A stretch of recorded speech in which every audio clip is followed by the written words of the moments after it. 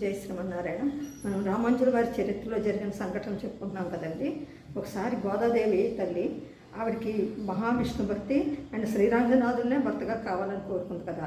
అది మొక్కు సుందరబాబు పెరుమాళ్ అని ఆయన దగ్గరికి మన వెంకటేశ్వర స్వామి తిరుమల వెంకటేశ్వర స్వామి ఎలా మొక్కులు వాడంటారో అప్పట్లో సుందరబాబు పెరుమాళ్ కూడా మొక్కులు వాడంటారు. అయితే ఆయన దగ్గరికి వెళ్ళి నాకు రంగనాథుడితో కనుక వివాహం జరిగితే, శ్రీరంగనాథుడితో వివాహం జరిగితే నీకు నేను 108 కలసాలు 108 ఏమంటారండి వాటిని కంటైనర్స్తో పాయసం ఇస్తాను అని చెప్పి మొక్కుకుంటుంది అనమాట. కాకపోతే ఏమైందంటే అలాగే ఆయన ఆవిడ మాట పెరుమాళ్ విన్నాడు. విని అది ఆమెకు శ్రీరంగనాథుడితో వివాహం అయినట్టుగా మనకు తెలుస్తుంది కదా. కాకపోతే ఆవిడేంటి ఇమీడియట్గా ఎప్పుడైతే శ్రీరంగనాథుడితో వివాహం అయిందో ఆవిడ కూడా ఒక విగ్రహోపాన్ని దాల్చారు.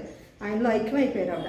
కాబట్టి ఆ ముక్క అలా ఉండిపోయింది, తీరలేదు. అప్పుడు రామాంజుల వారు తర్వాత రామాంజుల వారు ఏం చేశారంటే ఆవిడ ముక్క అలా ఉండిపోయిందని 1008 కలశాలతోటి పాయసాన్ని తయారు చేయించి అక్కడ శ్రీరంగనాథుడికి నివేదిస్తారనమాట.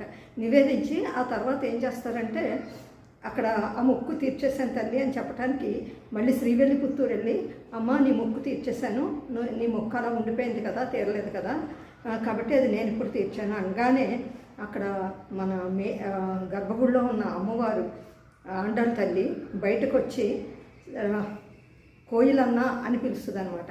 అప్పటి నుంచి ఆయనకి జరిగే అష్టోత్తరాల్లో కోయిలన్న అనేది కూడా ఒకటనమాట. ఈ విధంగా రామాంజుల వారి జీవిత చరిత్రలో జరిగిన ఇది ఒక అద్భుతమైన సంఘటన.